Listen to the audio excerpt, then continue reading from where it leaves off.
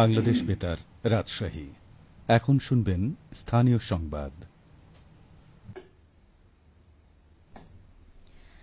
আসসালামু আলাইকুম।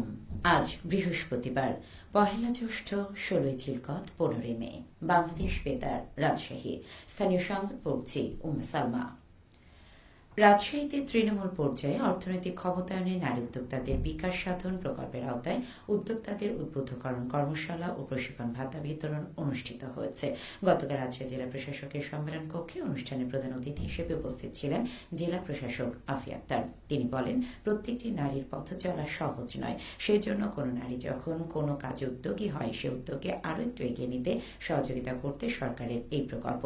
নারীদের কাজে অনেক প্রতিবন্ধকতা আসবেই, সেটাকে জয় করে এগিয়ে যেতে হবে, হাল ছাড়া যাবে না। অতিরিক্ত জেলা প্রশাসক মির্জা ইমামউদ্দিনের সভাপতিত্বে অনুষ্ঠানে উপস্থিত ছিলেন অতিরিক্ত জেলা প্রশাসক মোহাম্মদ জোবায়ের হোসেন ও টুকটুক তালুকদার, জাতীয় মহিলা সংস্থার জেলা কর্মকর্তা মোহাম্মদ ফিরোজুল ইসলাম ও প্রশিক্ষণ কর্মকর্তা মোহাম্মদ আলমগীর হোসেন। অন্যান্যের মধ্যে জাতীয় মহিলা সংস্থার প্রশিক্ষক, প্রশিক্ষণার্থী, নারী উদ্যোক্তা এবং প্রিন্ট ও ইলেকট্রনিক মিডিয়ার সাংবাদিক বৃন্দ উপস্থিত ছিলেন।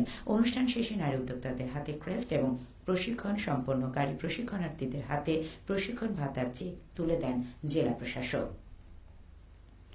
নাটোরের নলডাঙ্গা উপজেলার অগ্রগামী কৃষক, সাংবাদিক, সরকারি কর্মকর্তা, জনপ্রতিনিধি, সুধীজন, বেসরকারি সংস্থার প্রতিনিধির সমন্বয়ে পার্টনার কংগ্রেস অনুষ্ঠিত হয়েছে। গতকাল উপজেলা পরিষদ হলরুমে অনুষ্ঠিত সভায় প্রধান অতিথির বক্তব্য রাখেন কৃষি সম্প্রসারণ অধিদপ্তরের উপপরিচালক মোহাম্মদ হাবিবুল ইসলাম খান। নলডাঙ্গা উপজেলা নির্বাহী অফিসার মোহাম্মদ রিদওয়ানুল হালিমের সভাপতিত্বে অনুষ্ঠানে কারিগরি সেশন পরিচালনা করেন পার্টনার রাজশাহী অঞ্চলের সিনিয়র মনিটরিং অফিসার কৃষিবিদ মোহাম্মদ আব্দুল লতিফ। অনুষ্ঠানে স্বাগত বক্তব্য রাখেন উপজেলা কৃষি officer Mohammad Kishore Hossain. Program on agricultural and rural transformation for nutrition, entrepreneurship and resiliency in Bangladesh partner এর আওতায় কৃষকদের নিরাপদ খাদ্য উৎপাদন ও সঠিক ও উন্নত জাতের বীজের ব্যবহার, পরিমিত পরিমাণে সার ও কীটনাশক প্রয়োগ পদ্ধতি ও আধুনিক কৃষি যন্ত্রের সঠিক ব্যবহার সম্পর্কে কৃষকদের আরও সচেতন করে তুলতে এই সভা অনুষ্ঠিত হয়। নওগাঁর নিয়ামতপুর দারিদ্র বিমোচনে ক্ষুদ্র সঞ্চয় যোজন প্রকল্পের আওতায় ক্ষুদ্র কৃষক উন্নয়ন ফাউন্ডেশনের আয়োজনে গবাদি পশু পালন বিষয়ে দিনব্যাপী প্রশিক্ষণ কর্মশালা অনুষ্ঠিত হয়েছে। গতকাল উপজেলা কৃষি অফিস মিলনায়তনে অনুষ্ঠিত কর্মশালায় প্রধান অতিথি ছিলেন উপজেলা নির্বাহী অফিসার মুর্শিদা খাতুন। প্রধান প্রশিক্ষক ছিলেন উপজেলা প্রাণী সম্পদ কর্মকর্তা ডাক্তার আব্দুল লতিফ। কর্মশালায় অংশগ্রহণকারী স্থানীয় 30 জন ক্ষুদ্র প্রান্তিক কৃষককে নিরাপদ উপায়ে গরু মোটার তাজাকরণ প্রযুক্তি, গবাদি পশুর পুষ্টি ও রোগ প্রতিরোধ বিষয়ক করণীয় দিক শেখানো হয়। এ সময় ক্ষুদ্র কৃষক উন্নয়ন ফাউন্ডেশনের নিয়ামতপুর উপজেলা ব্যবস্থাপক ইমরান হোসেন মন্ডল, বগুড়া অঞ্চলের আঞ্চলিক ব্যবস্থাপক সুয়াদ সুলতানা ও অন্যান্যরা বক্তব্য প্রদান করেন। নওগাঁর রানীনগরে অভিযান চালিয়ে সদর ইউনিয়ন পরিষদের সরকারি জমি অবৈধ দখলমুক্ত করেছে উপজেলা প্রশাসন। গতকাল অভিযান পরিচালনা করেন উপজেলা সহকারী কমিশনার ভূমি শেখ নওশাদ হাসান। এ সময় জানানো হয়, উপজেলার লোহাচূড়া গ্রামে ইউনিয়ন পরিষদের সরকারি 7% জমি স্থানীয় কতিপয় লোকজন নানা কৌশলে বিভিন্ন সময় অবৈধভাবে দখলে নেয়। এ ঘটনায় ইউনিয়ন পরিষদের চেয়ারম্যান ও মেম্বাররা অভিযোগ দিলে উপজেলা প্রশাসন জমিটি অবৈধ দখলমুক্ত করার উদ্যোগ নেয়।